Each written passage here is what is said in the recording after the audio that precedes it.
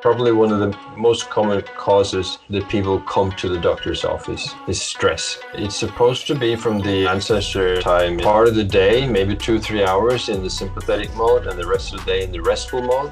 But now it's almost totally shifted, that we're most of the time in the stress mode. Why we're actually stressed, but we don't feel stressed. All our senses, they are directed to outward threats. Through evolutionary history, all the threats come from other animals, from contaminated food. So you needed a good sense of taste and sight and hearing. But we didn't really need the sense of our inner state, the state of stress in our systems. But this is what makes us sick today. And what is so amazing is that our heart rate can tell us whether we are in the stressful state or in the recovery state. People really need to, if they want to manage their stress, they need to use some sort of wearable device. This is like a speedometer for your physiology, your physiological speed. It was just like if you're driving your car and you have no clue of the speed you're doing, Even the ones who are very sure that they can feel it, people doing a lot of breathing exercises, yoga and so on, even they get a lot of surprises when they start tracking. Which wearable is more accurate than another? What should I go for? Hello everybody, and welcome back to another episode of the InnerFight Podcast. Thank you so much for being here. I have a question for you.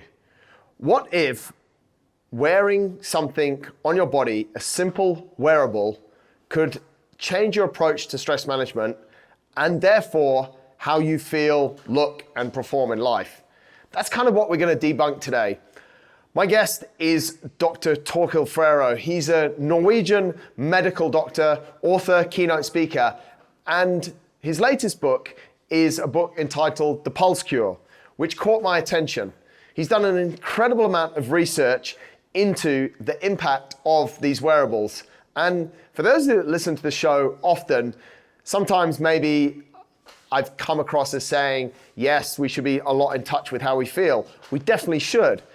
But in today's show, Dr. Torkil talks about how we're living in a different world and how we should track things slightly different and how we can leverage technology to actually deeper understand what is happening in our bodies. He talks to us about how wearables can help you manage and also measure your stress levels, because for a lot of people, how do they actually manage your stress levels apart from someone saying you're stressed and you turn around and say, no, I'm not? All of his research, all of his work and his book is to try and help people to live healthier and more balanced lives, which that's kind of what we're doing here. I really hope you enjoy the conversation. I think it's packed with some quite practical advice, stuff that you can get onto straight away. Most of you will have some form of tracking device or wearable on your person or in your life or access to it pretty much straight away, I'm sure. There's a whole load more in his book, The Pulse Cure, than what's in this show. So if you like what we talk about and you like how he presents it, then I suggest you hop over and maybe grab a copy of his book as well. This week's show announcements are very straightforward. The summertime is a really interesting time. For me, it's almost like the end of the year, halfway through the year. For some people, actually, it is the beginning of a new year or the end of another year. What do I mean? Yes, we're 6 months through the year, and a lot of people are taking time out, be it on holidays, or be it just have a little bit more breathing time within the work environment. Some people are not quite as busy as they are. So my announcement today, or my encouragement today, is what are you doing with that extra time? How are you looking halfway through the year? What resources are you tapping into to figure out what you want to achieve within the next 6 months of the year? Maybe you close the year at the end of the year rather than halfway through the year. Are you confused yet? We share a load of different resources over on the InnerFight Way. And there's 2 weekly things I want to draw your attention to if you're not already getting those emails. One is a message that we put out on Monday. It's a very short message, sometimes a little bit of a rambling of thoughts I've had, or mainly based on something that someone said to me, a conversation that I've had with someone along the way. And we put that in a small text and send that out every Monday. If you're not on the emailing list and don't want to jump on there, then that's absolutely fine. Hop over to the innerfightway.com and you can read that every week. And the second thing, which is interesting, is what the coaches are putting out, the coaches article. There's one a week, it normally comes out on a Tuesday or a Wednesday. We've done this for the last over 10 years now. Some of them are really relevant to some of you, and others are maybe not so relevant to some of you, which is absolutely fine. But some of them will provoke thoughts around different workouts, different lifestyle options, and different goals, or the thought of maybe starting on a journey to a new goal or something that might resonate with you. I hope that you're having a fantastic summer. If it is summer where you are, a break, if you are having a break, or I hope that you can find some space in your working week this week to maybe do some reflection, hopefully tap into either those resources or some other resources, all in the hope that you'll get a little bit better at life. That's it for this week's show announcements. Let's jump into the show.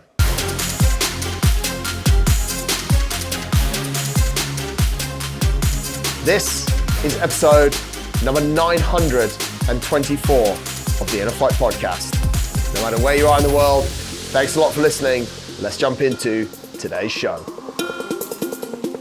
So Torkil, welcome to the show. I want to kick off. I want to ask you probably the $1 million question. What is the biggest cause of stress in the modern world? That would be a lot of different causes, but actually the kind of surprising cause would be diet.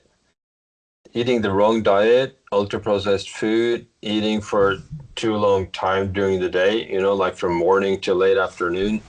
So I would actually say diet, but it may also be alcohol. According to Whoop, the wristband that I have, they collected data from their users, and they say that alcohol is the worst stressor in their system.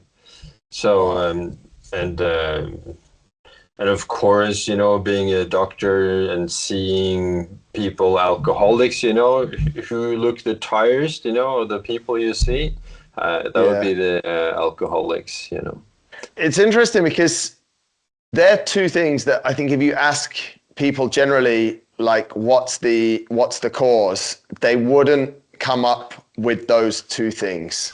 Yeah, and that is what was so surprising to me when I started tracking my autonomic nervous system with wearables, that the stressors came from surprising places, just like, like diet, food, lack of sleep.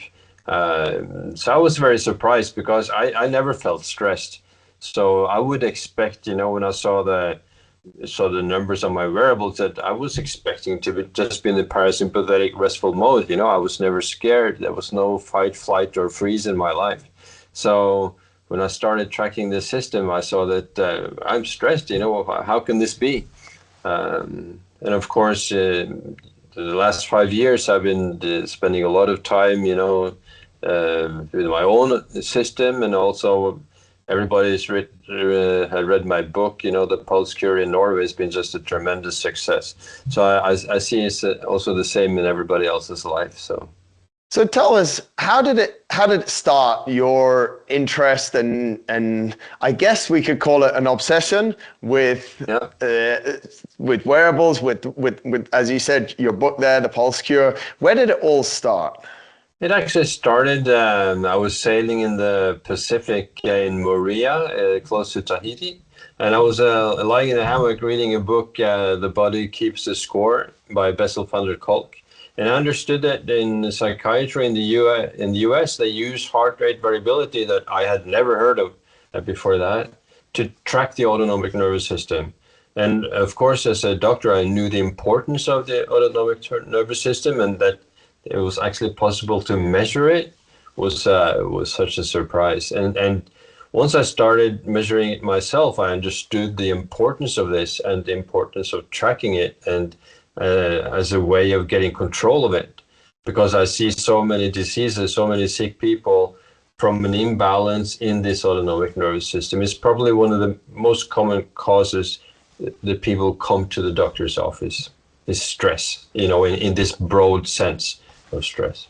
You've mentioned a few times sympathetic, parasympathetic nervous system, fight or flight, rest and digest. Give us a quick rundown on actually how the body is working and in how we're using one nervous system versus another. Of course, as human beings, we have a very sophisticated brain, with the prefrontal cortex, with the intellectual brain, what is built, rockets going to the moon, iPads, iPhones, making it possible for us to speak across the continents. But in the bottom of our brains, we have the autonomic nervous system, the ones that keeps us alive, while we're sleeping, while we're drunk, unconscious, and so on. So this autonomic nervous system we share with all vertebrates, all mammals. This is the on and off system. And the on system is a sympathetic system that keeps us motivated, keeps us activated towards something we want or away from something we don't want, that we're fleeing from something. But we can't be in this mode all the time. So we have the parasympathetic mode, the recovery mode, that makes sure that we recover after the strain. And in our days, this balance is shifted. It's supposed to be from the ancestor time, it's supposed to be part of the day, maybe 2-3 hours in the sympathetic mode and the rest of the day in the restful mode. But now it's almost totally shifted, that we're most of the time in the stress mode. And our physiology is just not made for it. So it just makes us sick. It just makes for inflammation in our bodies. And what is so amazing is that our heart rate can tell us whether we are in the stressful state or in the recovery state. So in the parasympathetic mode, the restful mode, when we breathe in, our heart rates go up a little bit. And when we breathe out and there's less oxygen in the lungs, the heart rate goes down a little bit. And this is measurable with the wearables. We can also feel it ourselves if we are really calm and, put our fingers to the carotid artery, we can feel this. But if we are in the stressful mode, then the heart will beat at a very steady pace, regardless of us breathing in or out. And this is how these wearables, like Whoop and Aura and Garmin and Apple Watch and all these devices can track our autonomic nervous system. And through their artificial intelligence, they can give us, a reading of how is your system working. Which is something relatively new. I mean, I remember my first Polar heart rate monitor, I think I got when I was maybe 13, and that literally, the watch didn't tell me anything else but a number of what my heart was doing. But over the last sort of 5 to 10 years, we've seen a big shift in the amount of wearables available. We used to, like you say, just check the pulse or try and grab it on the wrist. I could never really get my pulse very well on my wrist, and when you're obviously out of breath, getting it on your neck is quite hard. And how long do we measure it for? But we're in a scenario where we have a lot of different tools available. There's a lot of discussion of which wearable is more accurate than another, and you mentioned AI as well. So I'm interested to hear what should I go for if I'm out there looking at these, like we see a lot of advertising for Whoop, we see what the company's valued at. Like, where do we start in choosing what tool to use to start tracking our heart rate and our stress levels? For the moment, as you're saying, there's so much development, so this may shift, just in a couple of months. At the moment, this Garmin is by far the best option. And that's because they can give you, a reading throughout the day. So you can see exactly, like today, I saw that my stress after the lunch was very high, and then then I can pinpoint, okay, it was at this time, from 12:30 until like 2 o'clock or something, that you can see that. And you would not be able to see that on the Whoop band. And also Garmin has, you can just push the button and you will see the stress level in the moment. So I can just at any time just push the button, and I see that now my stress level is really low. It's in a restful state, and that gives you the opportunity that if you can see that you're in a stress state, that you can do like a breathing exercise or do some cold therapy, and you can see, you can track it, by the minute if you want to. And that, of course, for somebody else, that might be a problem. They don't want that, they might only want to check it in the morning and in the evening. And that is why Whoop does not even have a watch face. So it's just a band, taking in information. So it can also depend on what your aim is or what you want. But for the most precision data, that would be Garmin. Right. For sleep, it would be Aura. That's better for sleep and the sleep phases. So I like to use all three of them. It gives me the same data from different angles. They kind of chew their data differently and then give it to you in a different way. But I think it's fun. And most people think it's fun. It's kind of a gamification of your own health, where your life and health is at stake, and it becomes like a game. Yeah.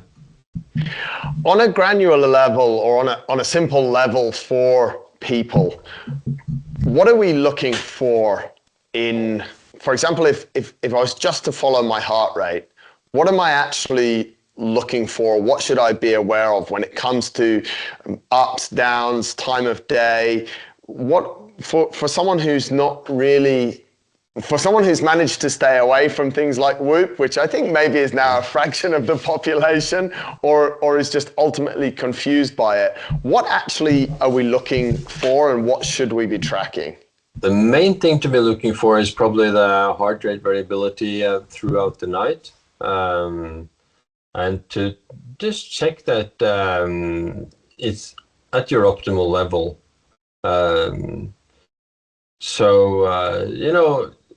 Cristiano Ronaldo, the soccer player, he uses Whoop. He says it's like having a doctor on your wrist.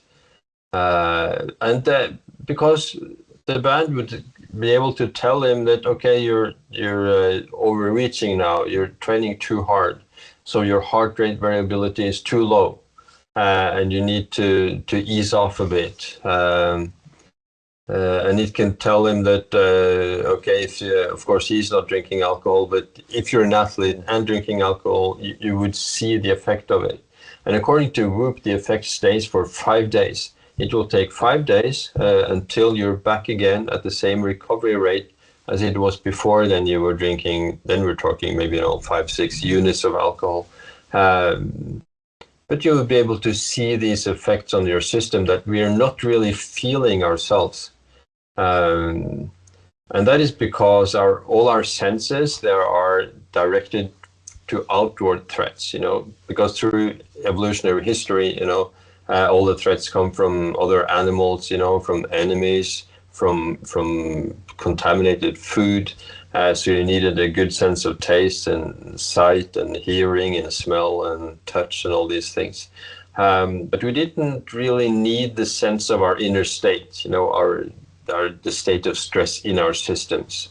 But this is what makes us sick today. So this is why it's really hard for an athlete or for anyone to be able to judge the state of their system. And this is why so many people get into burnout, fatigue situations. And so it's really, a lot of people say, can't we just feel it ourselves? But we're not really equipped to do that. And this is kind of an instrument that is a substitution to some point for this inner sense that we really lack. It's interesting, isn't it? Because a lot of the time we might feel something, but we might not really know what that something is and what's caused that something. And by that, I mean, like you've spoken briefly about alcohol, you've spoken about food. We could talk about workload, training load, that I wake up tomorrow morning and I just don't feel 100%, but I can't quite figure out what it is, because maybe my training was normal yesterday. I felt that my work stress was normal yesterday, but then like you said, maybe I didn't eat very well yesterday. So I can't quite pinpoint it. Yeah, and for example, for me, I've discovered that chili is really, really bad for me. So if I eat something with a lot of chili in it, I could as well, be drunk on alcohol, because it will just ruin the night, And of course, I've been eating things with chili all my life, but you don't find what you're not looking for. So if I wake up in the morning and I don't feel good, it would never enter my mind that would have anything to do with the meal that I had, 12 hours before. Now I can clearly see that, on the readings on my Garmin watch.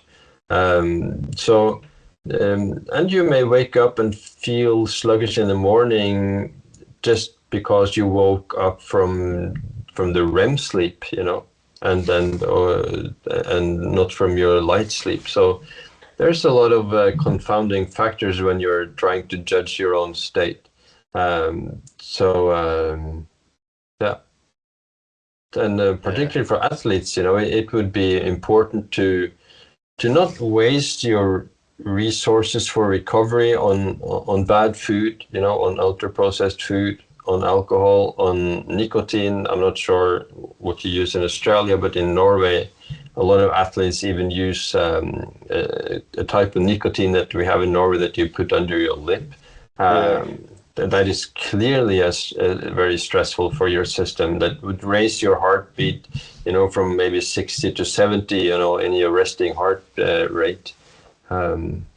So you as an athlete, you want to use all your energy for the recovery phase and not just waste it on something else. You spoke about heart rate variability. Most people have heard about heart rate. I think fewer, but hopefully an increasing number, are hearing about heart rate variability.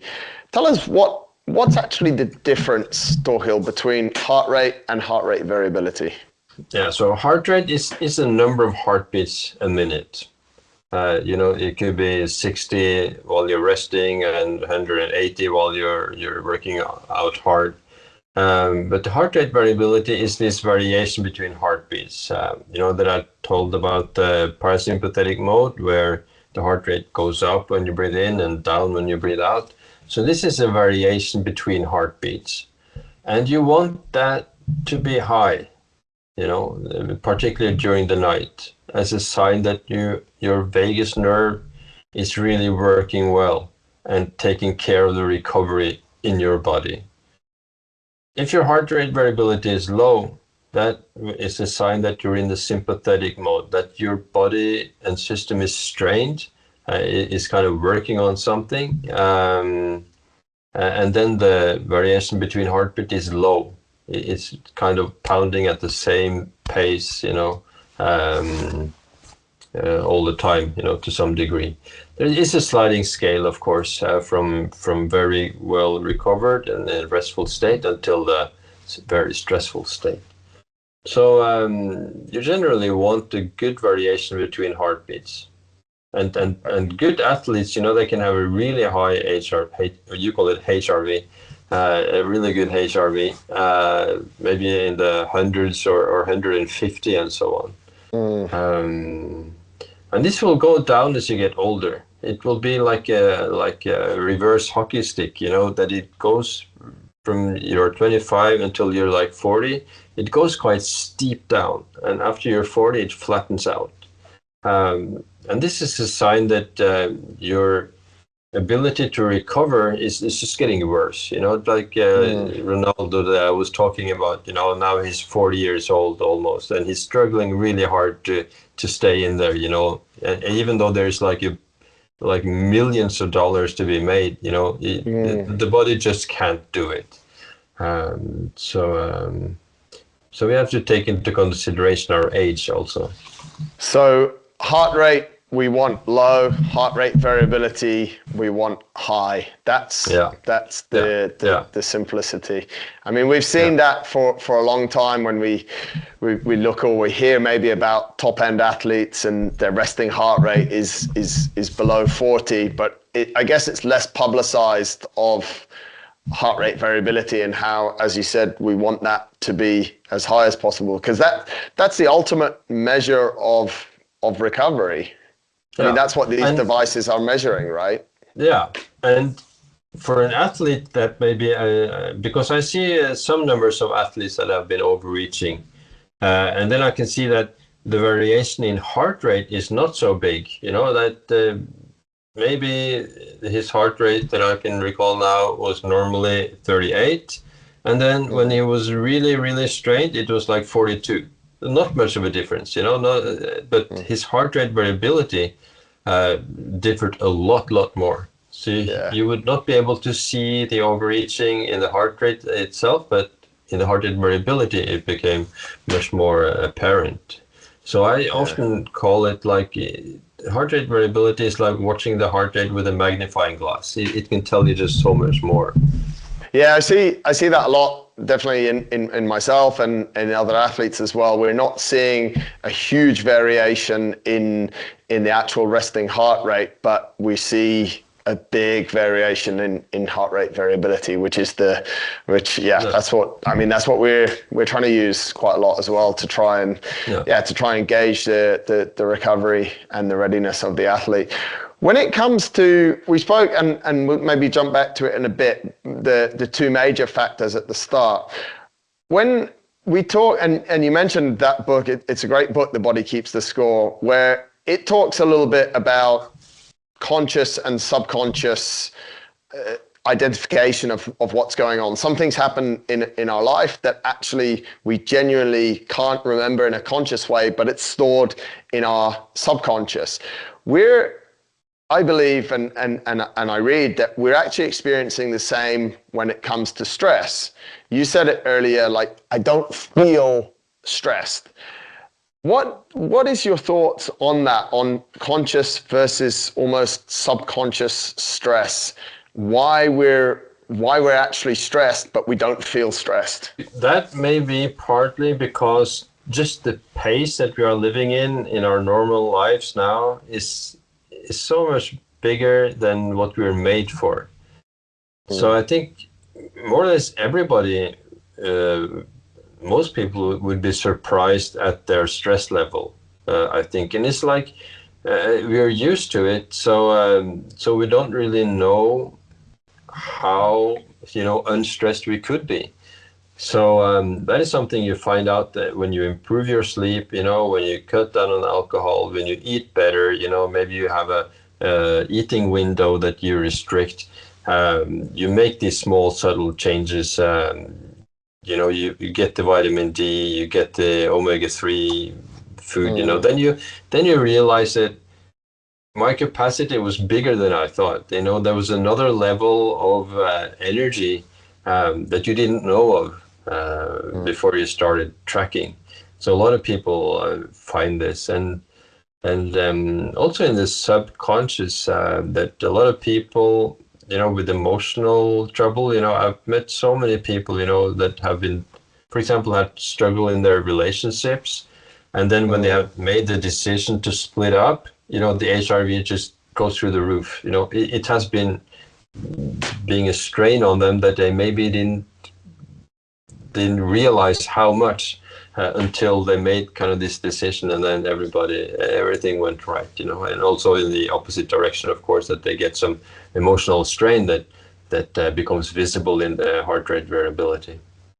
So it comes to the point that if we're not measuring, if we're not using some wearable device to measure what's going on, then it's kind of hard to ever admit that actually there is conscious and subconscious stress, because it's a feeling. And like you said before, we can feel a certain amount of things, but we can't pinpoint what the actual numbers are doing. So what I'm hearing is and obviously you've done a lot of work in this area, is that, and wearing 3 different variables as we speak now, like people really need to use, if they want to manage their stress, they need to use some sort of wearable device. That's kind of what I'm hearing. Yeah, absolutely.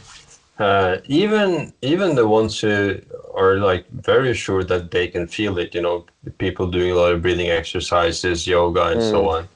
Even they get a lot of surprises when they start tracking, because this is like a speedometer for your physiology, your physiological speed, and I think in the future it will be very normal to know this speed.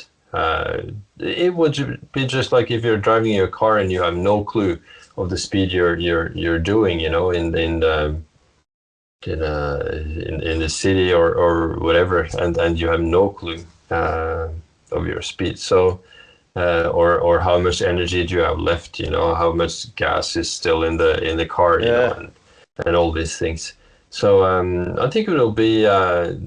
It probably already is. I think in Norway it's like 80% of people use wearables or smartwatches already. So it's an instrument that most people have already on their wrist. They just don't know how to use it yet. Yeah. And this is why I'm surprised that my book, The Pulse Cure, is still the first book in the world that is about this, about how to do lifestyle changes and verify it or track it or regulate it with wearables. So so there's still few books around. Yeah. Whoop is probably a company or a brand that most people have heard of. I think it's valued at something like $3 or $4 billion. It's an absolutely huge company.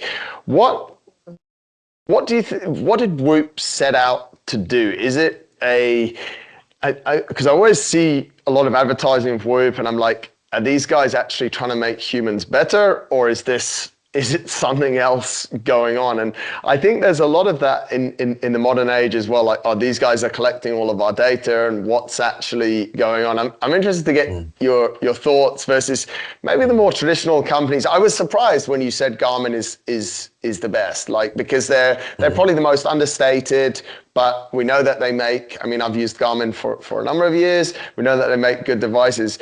I'm interested to get your thoughts on sort of what really is the underlying motivation for like a company like Whoop. I think the motivation is, of course they make money, and that is a good part of, as a doctor, that there's so much money in keeping people healthy or helping them to be proactive rather than reactive, because there's so much money in sick people from big pharma, and most doctors, most health professionals make money because they're treating people after they got sick. But keeping track of your autonomic nervous system can keep you from getting sick. So that Whoop, and Garmin and all these devices make a lot of money keeping you healthy. I think that's a very good thing, because you have to have commercial pressure behind the good things, because the problem with the good things is it's all free. All the lifestyle changes that I talk about in the Pulse Cure, like exercising, diet, get sunshine, regulate with cold therapy, breathing exercises, it's all free. So it's and easy, accessible to anyone, and that is also the problem. There's no commercial pressure behind this. Nobody's making money, from the breathing exercises. They make money from sick people. So I think that both Garmin, that always have had a philosophy of helping and being of use, in the health department. And also, I listen a lot to the Whoop podcast. That is really good also for, specialized, of course, in heart rate variability and lifestyle changes. So I think they're genuinely interested in keeping us healthy, and then, of course, making money on the way. Yeah. You spoke about AI.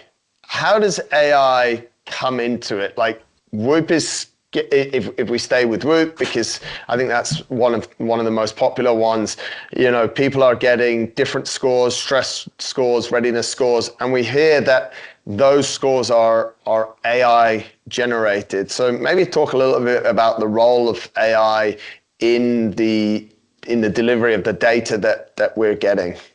I don't know so much about it, but I understand that with the computers, with getting a lot of data from so many millions of users and using artificial intelligence in a constructive way can give us so much more individualized information.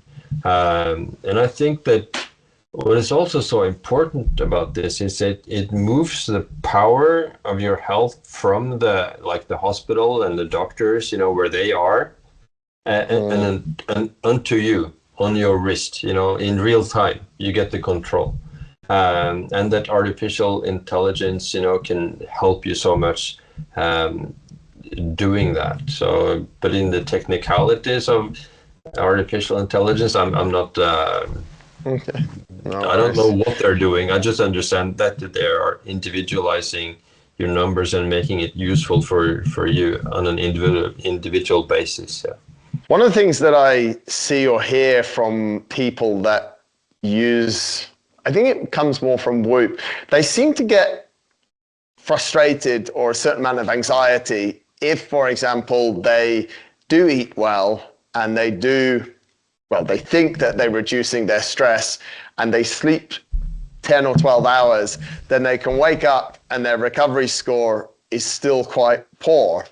And it seems to put them into this, well, I've done everything and now this is just rubbish. So I see them getting more anxious and more stressed about the report that is coming from these wearables. I don't know if you've experienced any of that before. Yeah, that may be for some people, and it may be some of these confounding things, that there maybe something in their food, maybe there's chili in the food, Yeah. Maybe their bedroom is too hot, that you need to have a cooler bedroom, you need to have it really dark.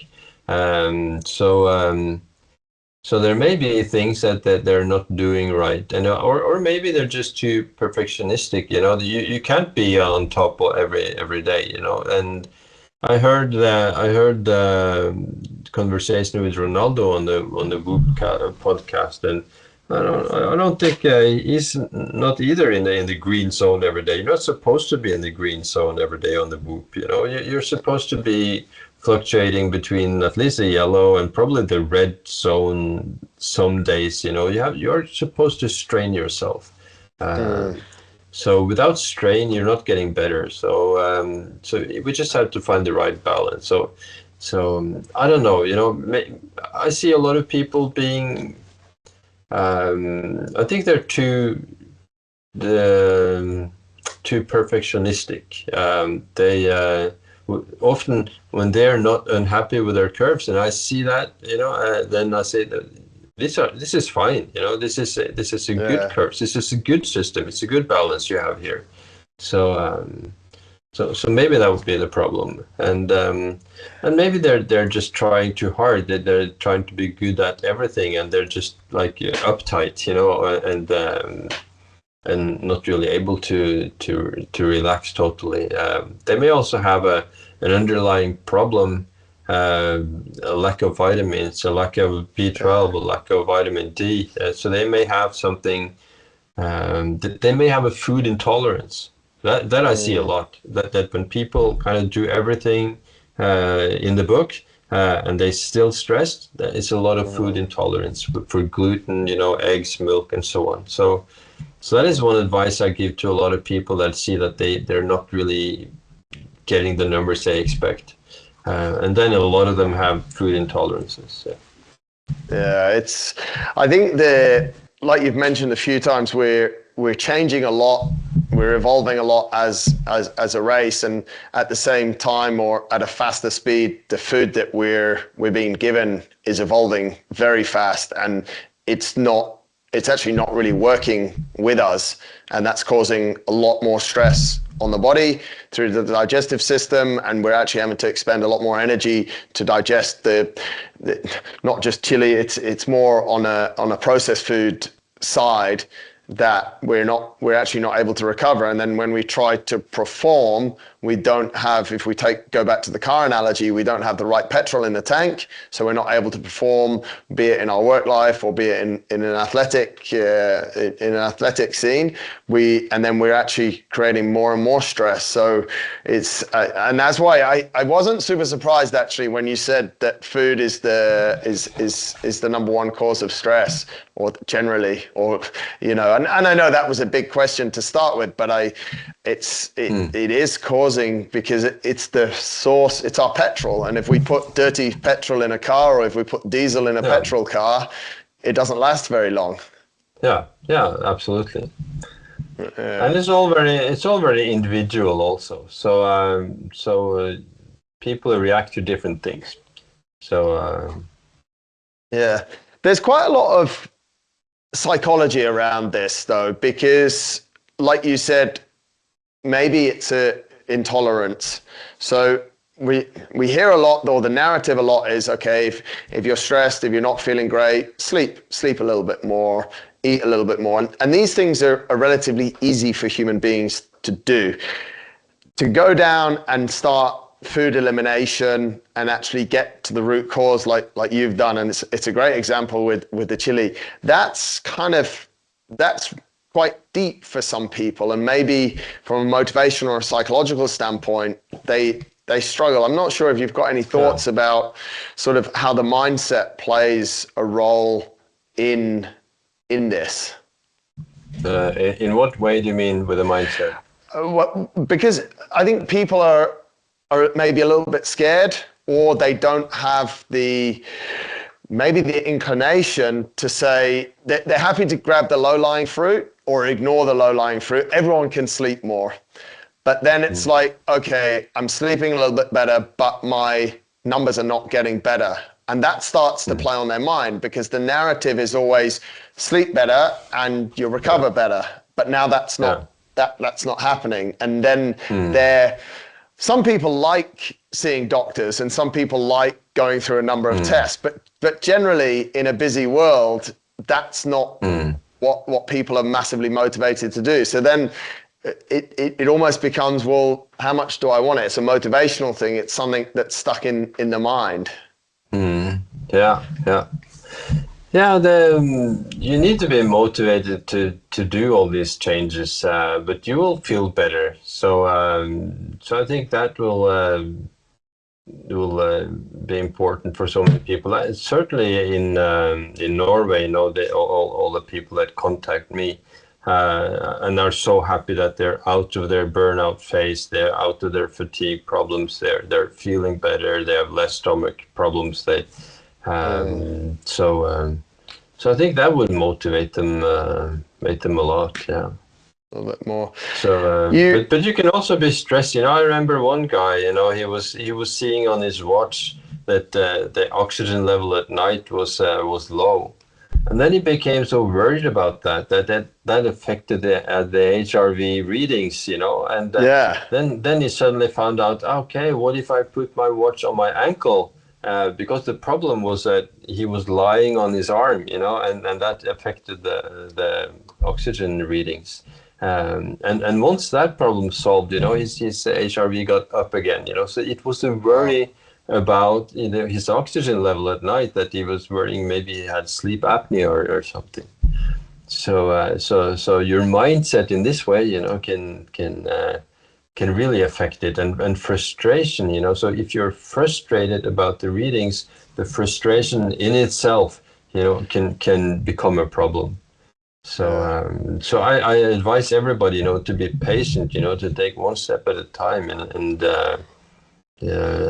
be accepting of what you find, It's interesting. I on my watch I wear a Sunto, and when I have the tracking for various things, obviously at the back a light comes on, and because I sleep with my head close to my left hand and my watch is on my left hand, that light, I actually turned off all the tracking on my watch because that light was somehow disturbing my sleep when it was lighting up to track what was going on. So it's an interesting thing. Actually, I could have just moved it onto my right hand. You know? Yeah, or your ankle. So a lot of like nurses and healthcare workers, they use it on their ankle or even in their bras. So wherever you can, read blood vessels, it's fine. So you spent obviously the last few years and a lot of time coming up with a book that you said is super common, the Pulse Cure book. And you mentioned a few things from that, Torkil, they're actually super straightforward. Is that what you tried to do with this book? You've tried to take a problem that everyone's facing and point at, again, what maybe we'd call the low-lying fruit that people can jump into and start to make changes with straight away. Yeah, just to show how you can do good lifestyle changes to get healthier, and it's easy. And also there's so many years to get out of this because when I studied, 25 years ago, we thought that it didn't really matter how the lifestyle, maybe it mattered like 2 or 3 years. But if you were running and doing everything right and making food, from scratch and so on. But now we see that we're talking, 24 years of extra lifetime. So there's a big 700,000 people research from the American veterans that find out that the strategies in the Pulse Cure will give you 24 years extra of lifetime. So there's a lot to gain, and this is also what I see as a doctor. So I'm frustrated about the medical system that we are reactive instead of proactive. We are waiting till people get sick, and then we start treating them. And our treatments are really not optimal, with the pills and procedures that we have. I can see that it's like using duct tape, to do the mechanics. It's not really working. So there's so much to gain from being proactive and doing the right things for your physiology and to avoid getting sick, because the diseases that we are treating now, it's inflammation-based diseases from this chronic low-grade inflammation in our bodies that comes from these poor lifestyle choices. So you need to have your mitochondria and your cells in order. And when you do these lifestyle changes, you get the autonomic nervous system imbalance, you get better mitochondria, you get better cells. Then it affects all the organs, and they will work, smoother. They will work better and avoid getting all these diseases. Do you address technology, or maybe what's your thoughts on technology and our ever increasing addiction to smartphones, notifications, and the impact of that on our stress levels? Yeah, of course, all these micro stressors will affect it. So I'm currently writing a book on rest. And then of course, all these micro stressors we need to mitigate. To turn the phone, in the focus mode, to do not disturb mode, to have parts of the day without this constant notifications and checking the email and checking the news and all this. So that we're all doing probably all around the world. So just to get some balance, we don't. Maybe like just a half hour here and an hour there, of calm and not getting distracted, to not get all this dopamine. A lot of people are talking about dopamine-free days, and that this will show in the heart rate variability. And then I think it's important that one way to find out what is your optimal level for heart rate variability would be to have such a dopamine-free day, that you just take an easy day, you read, relax, you have like a Sabbath day, And then you can find out, okay, what's your optimal heart rate variability. So so I would advise people to do, especially stressed people and athletes, to take such days sometimes to just completely relax as much as you can. It is interesting because it's actually not, I think it's not that hard when you commit to it, but I think the thought for a lot of people is the hard bit, and that maybe is a little bit of a mindset. It's like, how can I be without my device, without my phone for the day? And if you try it, you'll realize that actually nothing's going to change, and everyone's going to be all right. But in that moment, it's like, oh, what if my parents call me? What if my kids call me? What if this? What if work? What if the other? But generally nothing, I mean, nothing really happens, it's, and if it does, then I always say that to people. I'm like, well, if something so pressing, that thing maybe is causing a negative impact on your health, so it's not something you should have in your life. So, and a good example of that is maybe people's work. Like if you can't be without it, then actually what's the stress and what's the negative impact that it could be having? Maybe it's time to look for something else. But leave your phone for a day, nothing will happen. You'll just come back to a lot more messages, and that'll be fine as well, right? Yeah, absolutely. So because now it's like everybody's on call, like doctors used to be, earlier, or I am a lot, I work a lot on 24/7 calls, always on call. But now everybody's like that, So of course that's a stress for a lot of people. Yeah, absolutely. We started with the biggest cause of stress, and that's a tricky one, but you answered it really well. I want to finish up with perhaps another quite tricky one, Torkil, which I'm sure you've got some thoughts on. Where we've got to where we are now in 2024, and like you said, it's been interesting, your career over the last sort of 25 years. Where are we going with stress and stress management? Like, what do you ever sit and think, geez, if we continue at this pace and people don't read my book and don't listen to me, in 15 or 20 years, we're going to be at this point? What's your crystal ball look like? Yeah, it looks kind of bleak. Yeah, I see that so many. I think there will be a big change, that the ones who know what they need to do and are able to do it will be really, really super healthy. And the majority of people who are not really paying attention, they'll be sicker and worse off than ever. Because I see, at least in Norway, the young kids, they're in the poor health already from a young age. Contracting a lot of autoimmune diseases. They're overweight. They're not really. They don't have a fitness level, they don't have balance, you can see that they can only move on the flat surface, if they get into nature, it looks like they would fall over, a lot of them. They don't have the balance of it. So, and I think that generation, I think can get really sick from these inflammation-based diseases. So I think that'll be this divide, between the ones who know and the ones who can, and the ones who don't know and will not do the right thing. So I think we will not be out of work, in the healthcare business for some time. But you were talking about the biggest stressors. It could also be interesting to talk about the biggest relievers of stress.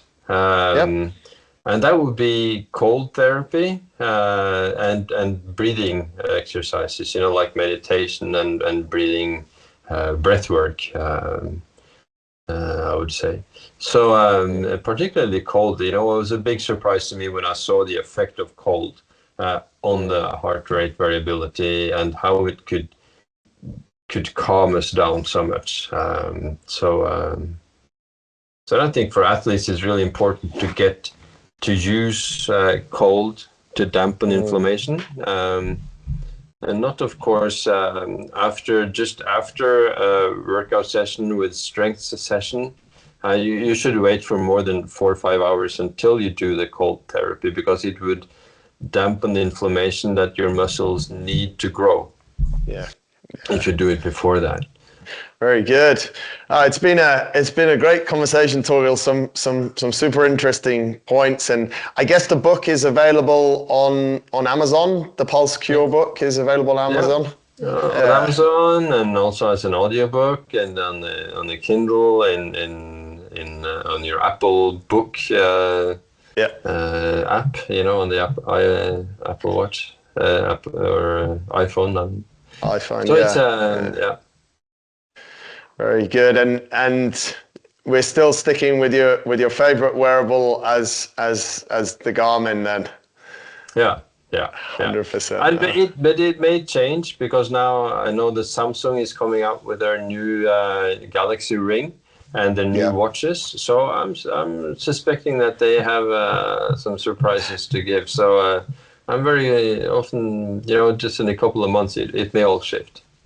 Yeah, definitely. And I think that's one thing as well. I think for people, if people have listened to the show and they want to take this a little bit more seriously, I know these devices are not always cheap, but I think we should, it's a piece of technology. It's constantly changing. The hardware is changing. The software is changing, obviously, a lot faster. And same as we want to have awareness around our stress, we should have awareness around, okay, if Whoop's no longer serving you, then there might be something else out there. But at some stage, in some way, we should be seeking to understand more actually what's going on inside the body. That's the biggest message for me here. That's for sure.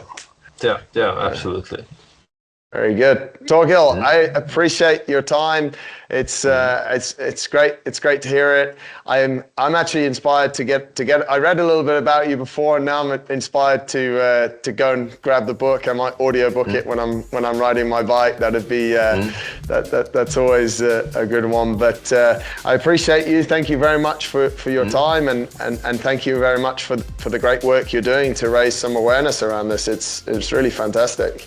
Thank you so much, Marcus. It's been a very good pleasure being on your podcast. Thank you so much.